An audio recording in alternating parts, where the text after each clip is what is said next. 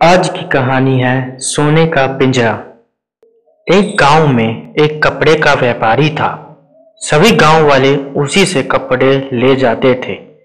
व्यापारी ग्राहकों को उधार में भी कपड़े दे देता था। इसीलिए व्यापारी को कभी कभी वसूली के लिए जाना पड़ता था। एक बार की बात है, व्यापारी पैसे लेने के लिए गांव में गया था। वहां से लौटते समय सेठ थक कर एक पेड़ के नीचे बैठ गया और थोड़ी देर में उसे नींद आ गई। जब वह नींद से जागा तो उसने अपने आसपास तोतों का समूह देखा। हरे रंग के लाल चोंच वालों तोतों को देखकर सेठ ने सोचा, कितने सुंदर हैं ये तोते। एक दो तोतों को ले जाऊं तो परिवार वाले कितने खुश हो जाएंगे। यह सोचकर सेठ ने अपना गमछा तोतों के ऊपर फेंक दिया और एक तोता पकड़ लिया। उस तोते को सेठ अपने घर ले गया। सेठ ने घर पहुंचकर तोते के लिए एक सोने का पिंजरा बनवाया और उसमें उस तोते को रखा। सेठ तोते का खूब ख्याल रखता था। तोता सोने के पिंजरे में रहने लगा। उसे अमरूद, मिर्च आदि मनपसंद वस्तुएं खाने को दी जाने लगी। घर के बच्चे तथा सेठ तोते से बातें भी करते थे। मिट्ठू मिट्ठू, गुड मॉर्निंग, क्या कर रहे हो? तोता थोड़ा थोड़ा बोलना भी सीख गया था। गुड मॉर्निंग, गुड मॉर्निंग, क्या हुआ? मैं तुमसे बातें कर रहा हूँ। तोते के साथ बात करने में सबको आनंद आने लगा। दूसरी बार सेठ जब पैसे वसूली करने के लिए गांव में जा रहा था तो उसने तोते से कहा, मिट्ठू मियाँ, मैं पैसे लेने के लिए गांव में जा रहा हूँ। लौटते समय मैं तेरे माता पिता व सगे संबंधियों से मिलूंगा। तुझे उनके लिए कोई संदेशा भेजना है तो बता। सेठ जी, उन सब से कहना तोता भूखा नहीं है, तोता प्यासा भी नहीं है। तोता सोने के पिंजरे के अंदर आनंद से रह रहा है। सेठ पैसा लेकर लौटते समय उसी पेड़ के नीचे आराम करने के लिए रुका। तभी तोतों का एक समूह उस पर टूट पड़ा। बचाओ बचाओ, अरे कोई तो बचाओ, मार डाला, अरे कोई तो बचाओ। तब उसमें से एक तोते ने पूछा,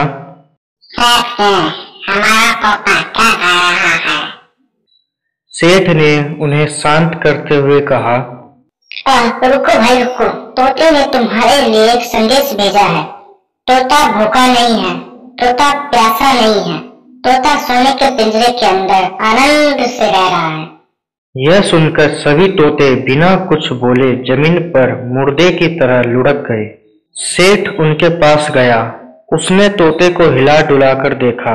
अरे अरे, क्या हुआ तुम्हें? उठो उठो। पर ऐसा लगा जैसे सारे तोते आघात से मर गए। तब सेठ घर के लिए निकल गया। सेठ जी घर पर आए। सेठ को देखते ही तोते ने अपने माता पिता एवं सगे संबंधियों के समाचार पूछे। सेठ जी, मेरे माता पिता और बाकी सब कैसे हैं? तब सेठ ने कहा, तेरे माता पिता और सगे संबंधियों को जब मैंने तेरा संदेश सुनाया तो वो सभी लुढ़क गए। क्या उन्हें आघात लगा होगा? पिंजरे के तोते ने कोई जवाब नहीं दिया। सेठ की बात सुनकर वह स्वयं भी पिंजरे में लुढ़क गया। अरे अरे, क्या हुआ तुम्हें? यह कहते हुए सेठ ने तोते को पिंजरे से बाहर निकाला और उसे हिला डुला कर देखा। सेठ जी को लगा कि वह तोता भी आघात से मर गया है। यह सोचते हुए सेठ ने तोते को थोड़ी दूर पर रख दिया। मौका देखकर तोता पंख फड़फड़ाकर उड़ गया और जाते जाते तोते ने कहा, सेठ जी, आपका आभारी हूँ। मुझे अपने माता पिता का संदेश मिल गया है। मैं उनसे मिलने जा रहा हूँ। आपका पिंजरा सोने का था, लेकिन वह पिंजरा था, मेरे लिए वह जेल थी। तोता उड़ता हुआ जंगल में अपने माता पिता और सगे संबंधियों के पास पहुंच गया।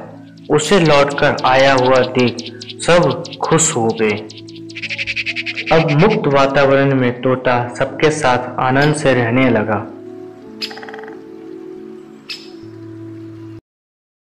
तो मित्रों, इस कहानी से हमें सीख मिलती है कि हमें किसी को भी कैद करके नहीं रखना चाहिए। जैसे हमें अपनी आज़ादी प्यारी है, वैसे ही पक्षियों को भी अपनी आज़ादी प्यारी होती है, इसलिए हमें उन्हें कैद करके नहीं रखना चाहिए। तो मित्रों, अगर आपको ये वीडियो पसंद आया तो आप इसे लाइक करिए, सब्सक्राइब करिए और बेल आइकन को दबाना ना भूलें, ताकि हम ऐसे ही वीडियो आपके लिए लाते रहें। तो मित्रों, मिलते हैं फिर किसी नए वीडियो में। तब तक के लिए नमस्कार।